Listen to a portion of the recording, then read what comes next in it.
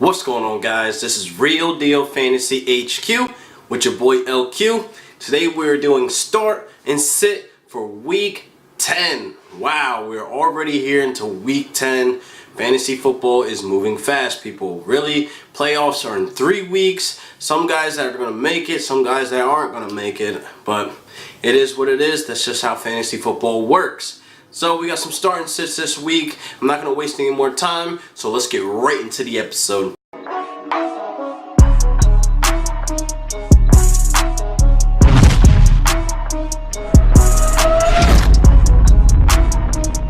Start or sit, week 10, we are here. Let's get right into it. Alex Smith going against the Bucks this week. I know a lot of guys don't own Alex Smith or they have him on stash, which is great. Now, if you got guys like Kirk Cousins, Joe Flacco, Case Keenum, all on bye this week, Alex Smith is the perfect play this week going against a very terrible Bucks defense.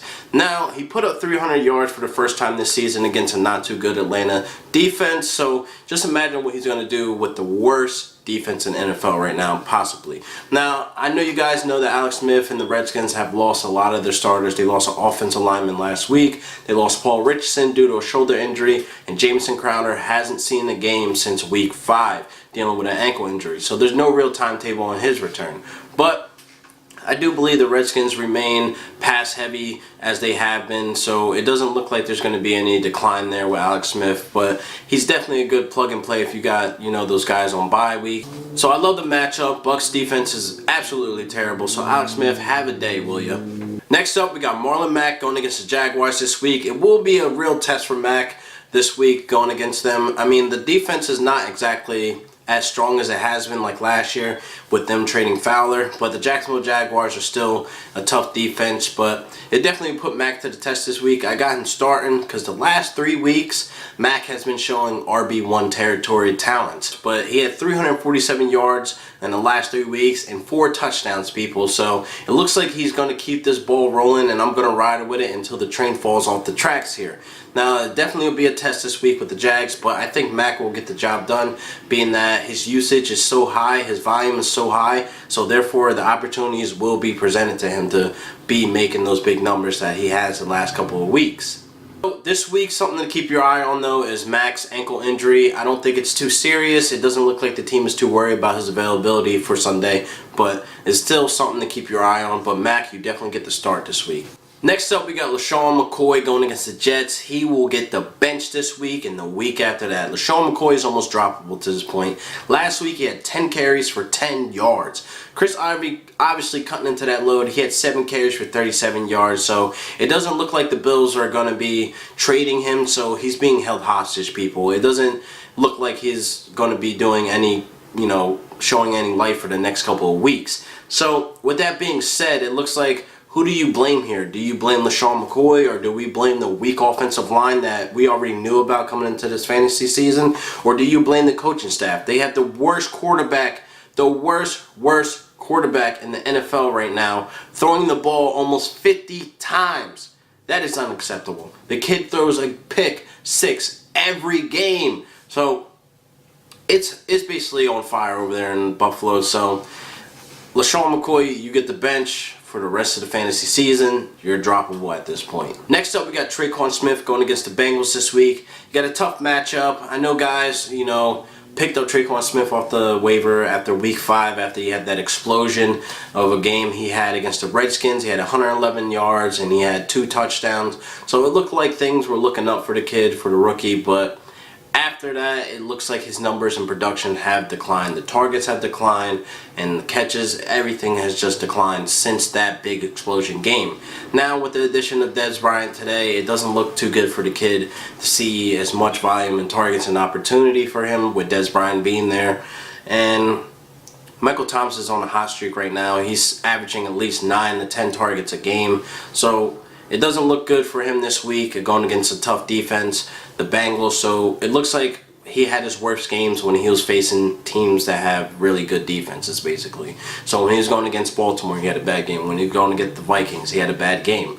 So I don't look to see him, out of nowhere basically explode on a tough defense, because as the record shows against tough defenses, he doesn't do great. So with that being said, Tre'quan Smith, you get the bench. Next up, we got Tyler Boyd going against the Saints. Great matchup for this guy. AJ Green sidelined for a couple of weeks with a foot injury. No surgery there, so that's also great news.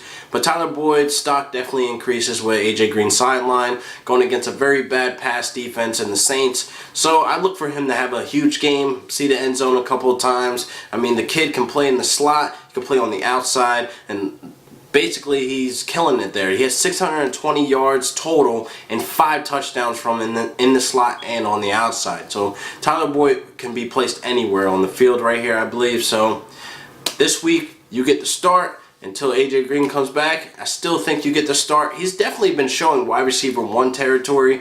I don't know if I want to put that on him yet, but he's definitely been showing some flashes that he could be a wide receiver 1, really reliable. But he'll get the start this week. I hope he has a day. Don't let me down. Next up, we got Jordan Howard going against the Lions. The last 3 weeks, Jordan Howard has 4 touchdowns. It's going against the Lions that are allowing the 9th most fantasy points for running backs. In the last 3 weeks for the Lions defense, they have allowed running backs to have over 10 points a game. So that is great news for Jordan Howard. I understand that tre'quan is still a thing there, but it looks like he's been running harder. It looks like he's more determined. It looks like he's fighting for that RB1 spot. So Jordan Howard, he gets a start this week with the favorable matchup against the Lions. I love the matchup. I hope Jordan Howard does see the end zone, and looks like he has actually established himself as the red zone and goal line back. So that's also good news for the Jordan Howard owners. But tre'quan is definitely something to keep an eye on. I hope by the end of the season we figure out who's the real starting running back there, tre'quan or Jordan Howard. But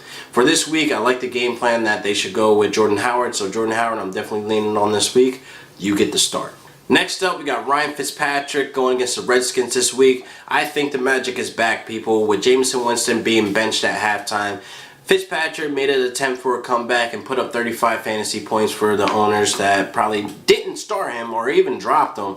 But I think he's a week-to-week start for the rest of this season. I think he's a good playoff, quarterback for you guys. And I don't see, this week that he has a hiccup. I think the magic still keeps on against the Redskins, and we'll put him to a test. It looks like the magic is here to stay, people, for the rest of the season at least. All signs point that Winston is seeing the bench for the rest of the season, but the Bucs defense is absolutely terrible.